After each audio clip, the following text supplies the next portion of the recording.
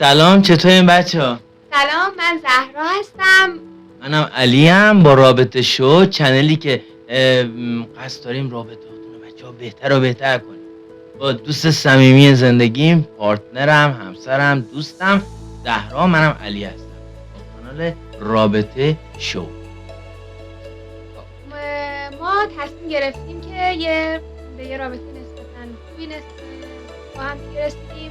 برای همین تصمیم گرفتیم که بیایم درباره موضوعات مختلفی که بین زوجا اتفاق میفته باهاتون صحبت کنیم. امیدوارم که این صحبته حتی تو زندگی یه نفرتون یه قدم کوچیک هم برداشته باشه دیگه. ما پرفکت با یه سوال چالشی شروع میکنیم. من یا تو به نظر چیه؟ من بپرسم یا تو؟ بپرس. من میخوام الان از زهرا بپرسم، هر کس هم سوال داره تو کامنت ها بپرسه، به دوستاتون هم معرفی کنم بچه ها. دکمه سابسکرایب هم چند ثانیه است. خب من میخوام از زهرا بپرسم، یه شوهر خوب یا یه پارتنر خوب یا یه دوست پسر خوب واقعا حرف دلشو بزنه چه خصوصیتی باید داشته باشه؟ واقعا بگو از یه پارتنر خوب باید در وهله اول به نظر من بتونه یه حس اعتماد، یه حس اطمینان داخل دل اون شریکش، داخل دل اون خانم به وجود بیاره. یه حس اطمینان از همه جوانب زندگی، نه دیگه اطمینان 100%، یه اطمینان میشه چند تا نسبی. جوانب که مد نظر خودته چند تاشو برای بیننده ها بگی شبرشون مثال بشه؟ مثلا یه اطمینان تو چی؟ مثلا مالی باشه، اخلاقی باشه، یکم بازش کن برای مردم. یه حس اطمینان اول در وهله اول از راحت باش. من بگم؟ نه وایس الان خودم میگم. شاید برات نه اولین خودم سوال میگم. چالشی سخت من آماده دارم. اولین حس اطمینانی که باید در دل یه خانم به وجود بیاد اطمینان از صداقت همسرش باهاشه، یا اطمینان از صداقت همون دوست پسرش پارتنرش باهاشه. اطمینان باید پیدا کنه که چون خانم‌ها خیلی حس شیشم قوی دارن، سریع حس میکنن و میفهمن که اون طرف مقابل داره بهشون دروغ میگه یا داره بهشون راست میگه، احساسش میکنن. برای همین وقتی که پارتنرشون صادق باشه باهاشون، حالا تو همه زمینه‌ها، خصوصا زمینه ارتباط با نفر دوم یا همون خیانت، خانم‌ها سریع میفهمن. اولین حس اطمینانی که باید یک زن داشته باشه حس اطمینان از صداقت همسرش یا پارتنرش توی عشقشه، بهش دروغ نمیگه، فقط با اونه. دومین حس اطمینانی که به نظر من باید یه مرد در دل خانمش ایجاد کنه، ولی میشه خواهش کنم بعداً راجع به خیانت یه پارت کامل برای مردم بذاری؟ چون خیلی مهمه. بیشترین سوال داخله که من مشاور روانشناسی هم بچه تو پیج اینستاگرام هم بعضی وقتا میدم، برای همین از خانمم پرسیدم که یه پارت کامل براتون راجع به خیانت بگید، چون بچه سراغ همه این حس میاد. این حالا من پریدم تو حرف خانم، بفرمایید. دومین حس اطمینانی که به نظر من باید یه مرد تو دل خانمش به وجود بیاره، حالا دیگه رو درواسی که نداریم دیگه، میخوام نظرمو بگم، اطمینان از تأمین مالی اون زندگی در آینده است. اگه در حال حاضرم چیزی نداره اشکال نداره به نظر من در روز اول، ولی اون خانم بتونه اون جنم، جربوزه و ارزه رو تو وجود اون مرد ببینه که میتونه در آینده بسازه. در طی زمانی که داره، اگه بهش زمان داده بشه به اون مرد، میتونه اون آینده مالی رو برای اون زندگی بسازه. اینجا من چیز بگم دوستان، منم اینو میخواستم نکته رو اشاره کنم. حالا شاید خیلیاتون بگین وای شما از اول پولدار بودین، بچه ما هم از صفر کردیم. یه موضوع خیلی مهمه و اکثر چنل ها میبینم به این موضوع اشاره نمیکنم. ما هم لوازم خونگی نداشتیم، ما هم ماشین نداشتیم، من هم هیچ کدوم از اینا رو نداشتم، ولی یه کوه پشتم بود. زهرا متوجه اینه که داره اشاره میکنه، میگه مثلا جنمو ببینه، خیلی مهمه بچه‌ها. این دقیقاً حسی بود که خود من داشتم روز اول که ما هیچ چیزی نداشتیم. من تو وجود علی این حس رو دیدم، این احساس کردم که میتونه به مرور زمان مرسی. بسازه اون زندگی رو. و نگاه کنید بچه من ببخشید میفرم تو حرف زهرا جون.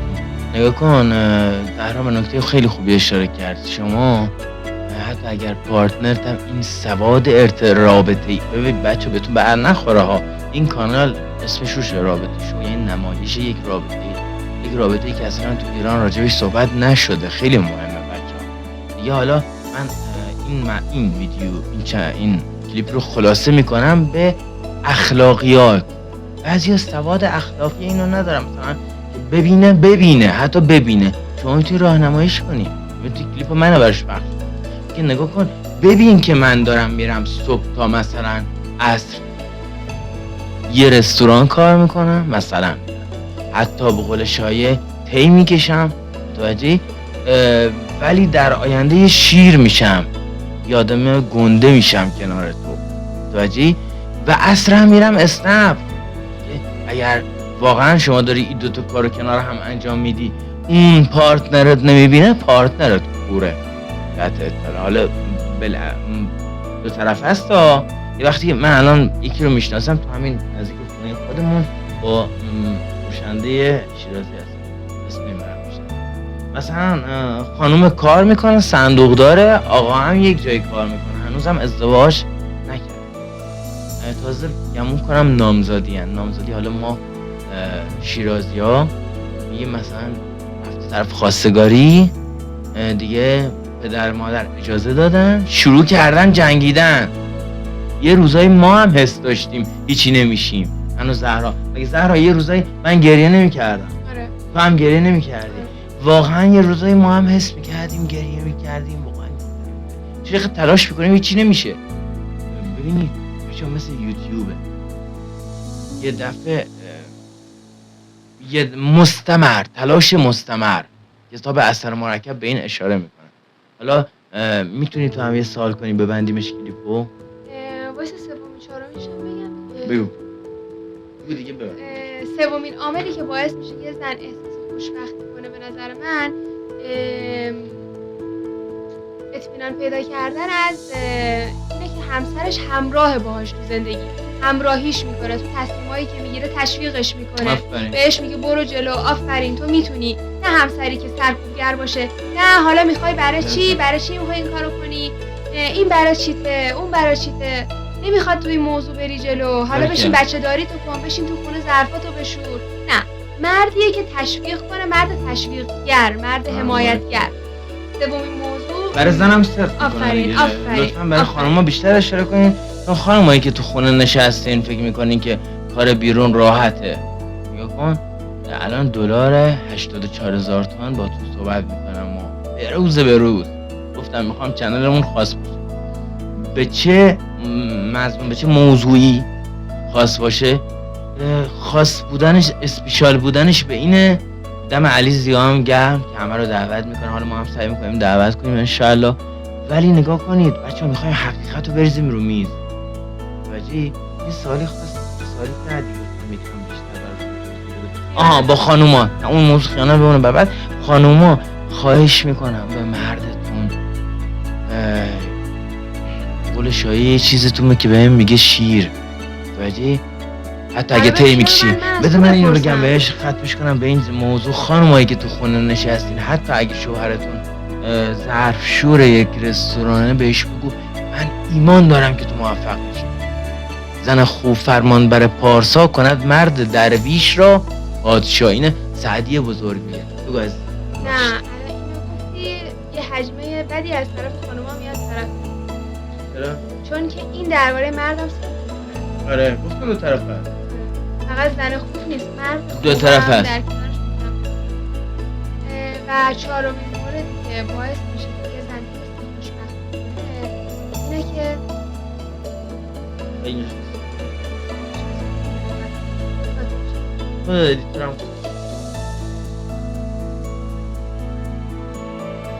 یه سوال از من یاد بیاد. چهارمین موردی که باعث میشه یک خانم حس خوشبختی کنه، مردیه که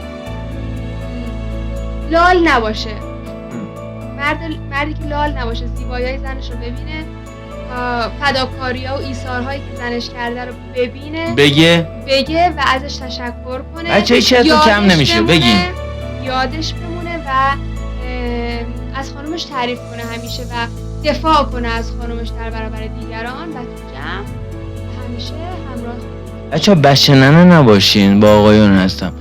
گفتیم که میخوایم رک بگیم همه چیز و حقیقتا رو.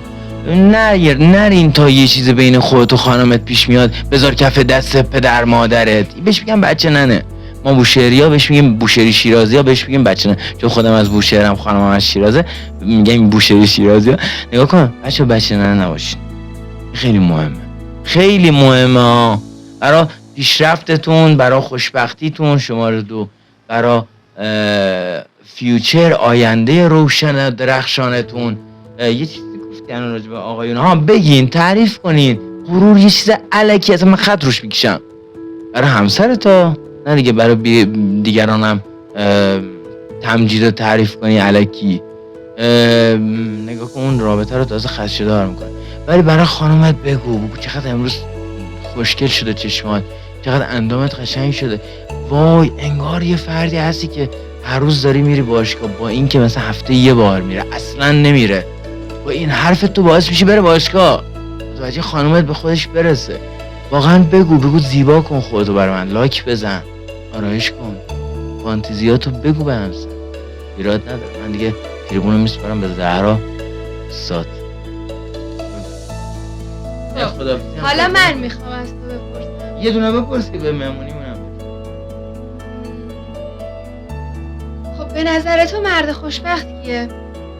من در خلاصش میگم، ولی پارت دومش هم با زهرا میگذاریم، چون علاقه خیلی از مردم خوشبختی حقیقیه. من خوشبختی رو تو شاد بودن لحظه تفسیر میکنم بچه‌ها، که معتقدین بهش. خوشبختی کلیه. من مرد خوشبخت این که مثلا مثل من کنار زهرا الان واقعا به لطف خدا ماشاءالله شکر خدا احساس خوشبختی میکنم. چرا؟ چون نگاه کن زهرا برای من باتری شارژم میکرد. چجوری؟ من کم میآوردم، میگفتم وای دقیقا دارم تلاش میکنم، دارم میرم باورتون نمیخوام شما دیگه بگم. من میرفتم تو شهر دیگه، زهرا میگفت میشه که تو صاحب بیزینس خودت بشی، برو به مثلا کار کردن برای کس دیگه. یادتونم باشه توی پرانتز اینجا جدایی از سوال زهرا اشاره میکنم که هر کس بیزینس خودشو نزنه ابد باید حمالی کنه برای دیگران، رویای دیگران رو بزرگ کنه. یادتون باشه بچه‌ها، جدایی از سوال زهرا جون راجع به خوشبختی پرسیدم. خوشبختی من احساس کنار زهرا برای این احساس خوشبختی میکنم، حالا به قول خودش شاد بودن کلی رو باز میکنم، چون زهرا دوستمه، خودم ازش خواستم. این نیست حالا سری من گفتم آقایون بریم به زناتون بگین چرا دوستم نیستی، چرا رابطه شو علی اینجوری گفت. نه، اینا رو همه روش خط بندازین، رابطه 50-50. یعنی من به زهرا میگم الان چه مشکلی دارم. بچه‌ها آلن دوپان در یکی از روانشناسای بزرگ جهانه راجب رابطه یه چیز جالبه میگه اگر حس سکستون کم لذت میبرین، اینطور دیگه روک بگم، از نفرت‌های ریزیه که تو طول روز، طول ماه، تو طول سال اگر من و زهرا بشینیم بگیم مثلا زهرا تو الان از چیزم بندم، میگه مثلا از لفت دادن اومدن بیرون میرنجم. نکن دست گذاشتم رو چیزی که واقعا داره میرنجه، دارم رو خودم کار میکنم، توجهی؟ ولی وقتی زهرا ببینه که من دارم رو خودم کار میکنم، اوکی؟ میگه این واقعا مردیه که داره تلاش میکنه، این مردیه که داره زندگی رو میسازه. خب میشه حالا دو مورد از چیزایی رو بگی که مرد در چه صورت حس خوشبختی میکنه؟ دو موردشو بگو. اولین موردو که یعنی قولش باشه دیگه، اولین موردو اشاره میکنم به دوست بودن با یکی دیگه، پنهون نکنید. میشه همون صداقت من. ولی خب به تعبیر این که مثلا با هم دوست باشین خیلی مهمه. دوست یعنی که اشاره کردم به آلندو پان، میگه شما چطور لخت اوریان، یعنی چیزی بینتون نیست باز تو رابطه نفرت داری ازم.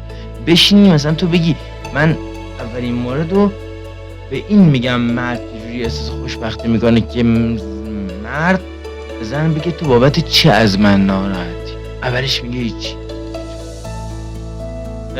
بعد دوم سوم میگه من به این میگم احساس خوشبختی که زن و مرد بیان بشینن با هم مثل دوتا دوست حرف بزنن. حالا نمیدونم دیگه دوست سوالت باشن. چیه؟ همون آره دوباره موضوعی رو بگو که مرد در چه صورت دیگه هم بشه. دیگه هم اگر بهش اضافه کنم، در صورتی که بیزینس خودش را بندازه، زن حمایتش کنه بیزینس خودش را، نه از نظر مالی هم زهرا حساب با تلاش فروخته واسم، اینم صدق میکنه چه دروغ خودش نشسته دیگه. دیگه یه سال آخرم بپرسه دیگه باش بده. کلا موضوع این کلیپ همین بود. نمیشه که یه سال نه میگم اگه میخواید که اگه واقعا سال دیگه مونده راجع به خوشبختی امر بزرگیه.